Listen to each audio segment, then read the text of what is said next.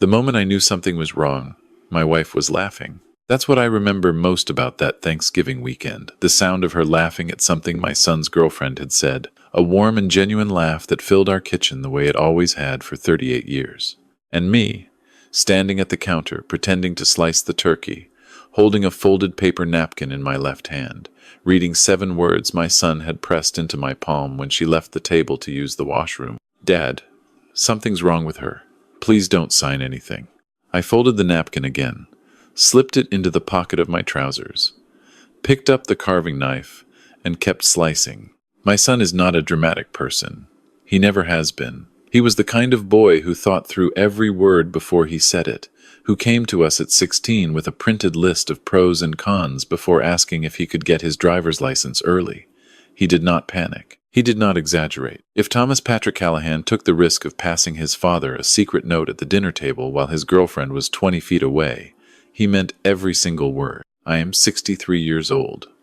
I spent 22 years as a forensic accountant at one of the largest firms in Ontario, the last 11 of those years running the fraud investigation division. Before I retired, I had reviewed the financial wreckage of over 400 cases: Ponzi schemes, investment fraud, elder exploitation, romance scams that had stripped good people of everything they had built. I had testified as an expert witness in federal court. I had sat across tables from people who were so convincing, so polished, so warm, that I had to remind myself of the numbers on the page in front of me, because numbers never lie the way people do. I knew what a predator looked like. The problem was, until that napkin landed in my hand, I hadn't been looking. My son had been with Simone for about 7 months when he brought her home for Thanksgiving. She was 34, originally from Montreal, now living in Toronto where she worked, or said she worked as a private wealth advisor. She was articulate and well-dressed, and very, very good at asking questions that made the person being asked feel important. Within 20 minutes of arriving at our house in Kingston, she had learned that my wife had been a school principal for 30 years, that I was retired, that we had owned our home for over 2 decades, and that we had a cottage on the Rideau Lake that had been in my wife's family since the 70s. She had learned all of this by appearing to share things about herself. That's the trick. You give a childhood story, a self-deprecating joke, a moment of apparent vulnerability, and people give back double. It's not conversation, it's excavation. I remember thinking she was impressive, polished in a way that reminded me of certain subjects I had interviewed over the years, people who had built entire careers on the confidence they projected. But I had no reason to be suspicious. My son seemed happy. My wife liked her. The wine was good, and the house smelled like roasting turkey and wood smoke from the fireplace. And I was trying very hard to just be a father enjoying a holiday weekend, and not a man who spent 2 decades assuming the worst of people. Then the napkin. I served the turkey. I sat down. I listened to Simone tell a story about a client whose portfolio she had restructured, vague enough to protect privacy, she said, but detailed enough to be impressive. My wife asked thoughtful questions. My son watched me from across the table with an expression I recognized from when he was 9 years old, and had broken a window and was waiting to see how I would respond. After dinner, after my wife and Simone had moved to the living room with their tea, my son and I stood at the kitchen sink, doing dishes the way we always had him washing, me drying, and he spoke without looking at me. "I found something," he said quietly, "on her laptop. 3 weeks ago. I wasn't snooping. She asked me to print something for her, and when I opened the browser, her email was there, and I saw." He stopped, handed me a pot. "I saw an email, Dad, from someone named Beaumont, same last name as her. It had our address in it, our Kingston address. And it said something about a property assessment and timing, and I took a photo of the screen before I closed it. I can show you." "Not now," I said. "She doesn't know I saw it." "Good," I said. "Keep it that way." He looked at me then, and I could see the relief on his face, the relief of a person who has been carrying something alone and has finally handed it to someone else.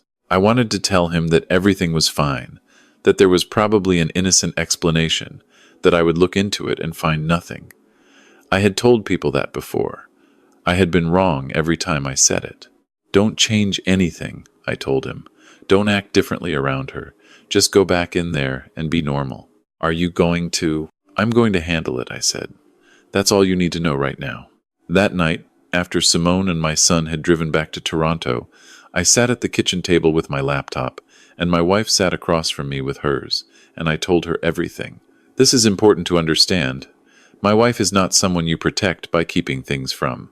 Margaret Callahan spent 30 years managing a school, which means she spent 30 years reading people, diffusing situations before they became crises, and making difficult decisions with incomplete information. When I finished telling her what our son had said, she was quiet for a moment. And then she said, "What do you need from me?" That is who she is. "I need you to keep acting normally," I said, "and I need you to not mention the cottage to her again." She nodded once. Done. I started with the basics. Simone Beaumont, wealth advisor, Toronto. Her firm's website was professional, well-designed, the right logos, a photo of her in what looked like a Bay Street office. But I had reviewed enough fraudulent business materials to know that professional-looking and legitimate were two entirely different things. I checked the Ontario Securities Commission registry. Her name appeared, which meant she was registered, which meant she was real, at least on paper. That was something, but something nagged at me. I called a former colleague the next morning. Martin Okafor had retired from the RCMP's Financial Crimes Unit 2 years before. I retired from my firm, and we had worked parallel cases over the years often enough that I trusted his instincts completely. I told him I had a name and a situation and asked if he had any time. "For you?" he said. "Always." It took him 4 days. What he found was not on any public registry. It lived in the kind of institutional memory that only exists inside law enforcement, a file from 2019, a complaint that had never resulted in charges because the complainant, an elderly widower in Oakville, had declined to cooperate after Simone's lawyer made contact. The complaint alleged that a financial advisor had cultivated a romantic relationship with the complainant's adult son, gained access to the family's financial documents through that relationship, and used the information to pressure the father into a private investment that resulted in a loss of over $200,000. The complainant's description of the advisor matched Simone Beaumont almost precisely. The Oakville case had died quietly. But Martin had found one more thing. Through a contact in Montreal, a similar complaint, 2021, never formally filed. An older couple, a daughter's boyfriend, a cottage property near Tremblant that had been refinanced under pressure and subsequently lost. A cottage. I sat with that information for a long time. Here is what I understood by the end of that week. Simone Beaumont was not a scam artist in the crude sense of the word. She was something more patient and more dangerous.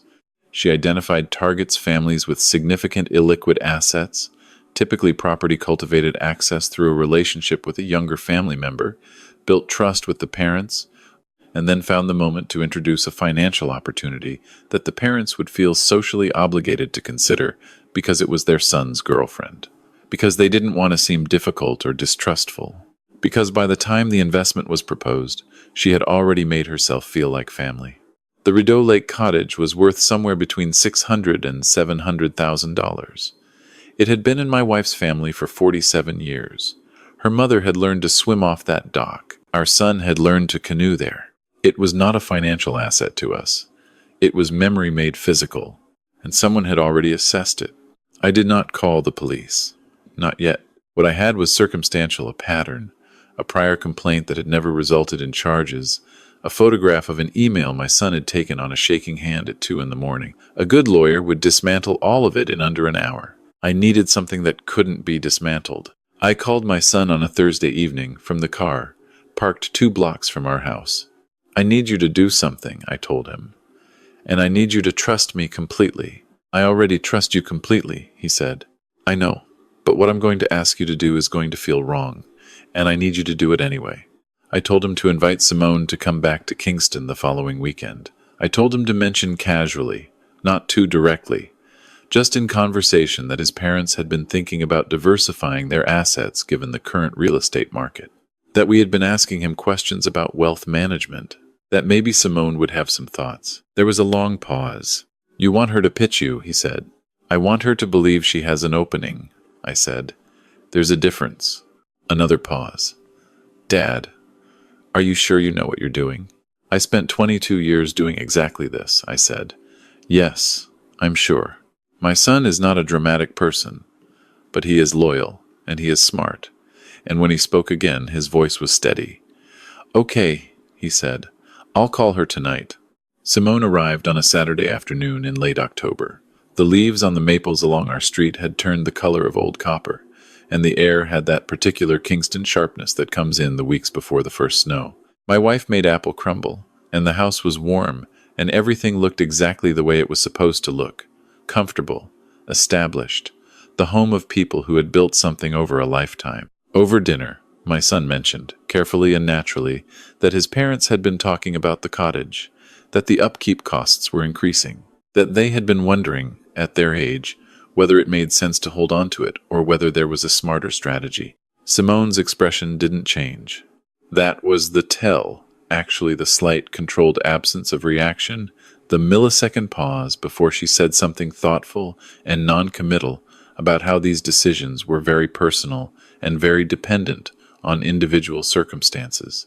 She was deciding whether the opening was real. After dessert, my son took his plate to the kitchen, and my wife followed to make tea, and I sat across the table from Simone Beaumont in my own dining room, and I said, I have to be honest with you. I don't entirely understand the current options for someone in my position. Retired, property-heavy, modest RRSP, a TFSA that hasn't been managed well. I've been meaning to talk to a professional for a while, and I suppose having you here feels like an opportunity. She smiled. It was a warm smile. It was a professional smile. It was the smile of someone who had just heard exactly what they wanted to hear. I would be happy to have that conversation, she said. Informally, of course nothing official, unless you decide you'd like to move forward. But I can certainly give you a sense of what options exist. I'd appreciate that, I said. Should I maybe put together some documents? Account statements? Property information? That kind of thing? That would actually be very helpful, she said. Even just a rough picture. Property valuations, account balances, pension income, just so I can give you something meaningful rather than just general information. Of course, I said. I can do that. What I gave her the following morning was a document I had prepared with my wife the night before. Everything in it was false. The account balances were invented. The pension income was invented.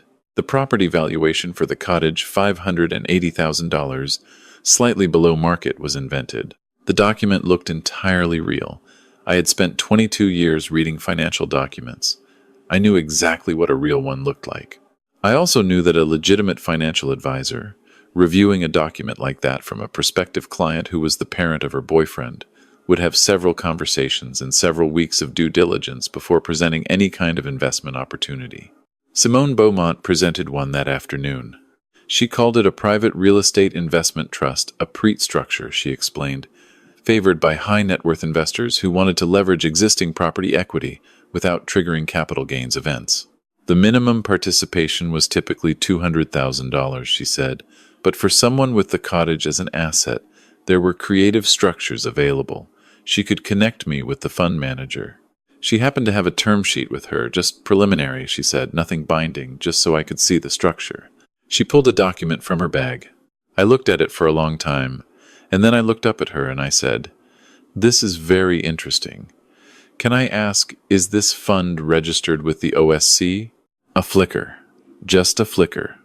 The registration process is currently underway, she said. These structures sometimes operate under exemptions during the initial phase. I said. And the fund manager, can you tell me more about their track record? I'd want to do some due diligence before I involve my wife in any conversation.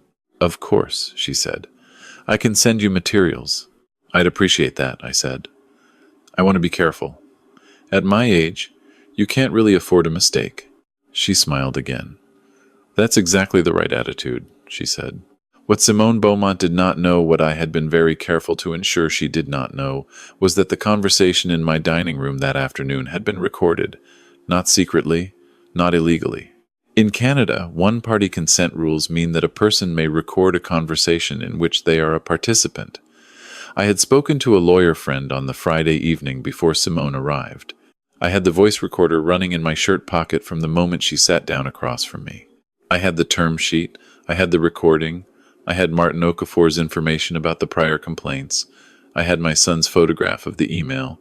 On the Monday morning after Simone drove back to Toronto, I sat down with my wife and my son on a video call, and I told them what I was going to do. My son was quiet for a moment. Then he said, "She's going to say it was just a conversation. She'll say she wasn't selling anything." "She will," I said.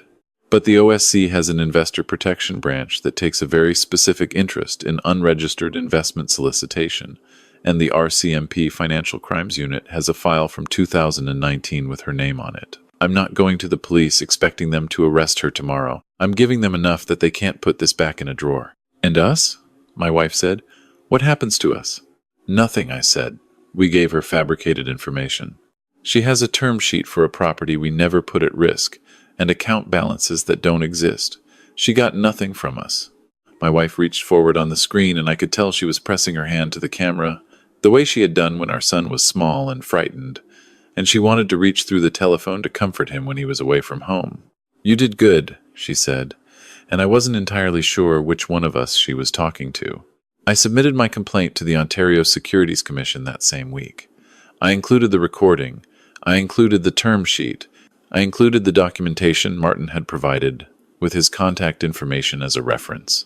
I submitted a parallel report to the RCMP's Financial Crimes Unit, flagged to the investigator whose name appeared on the 2019 Oakville file.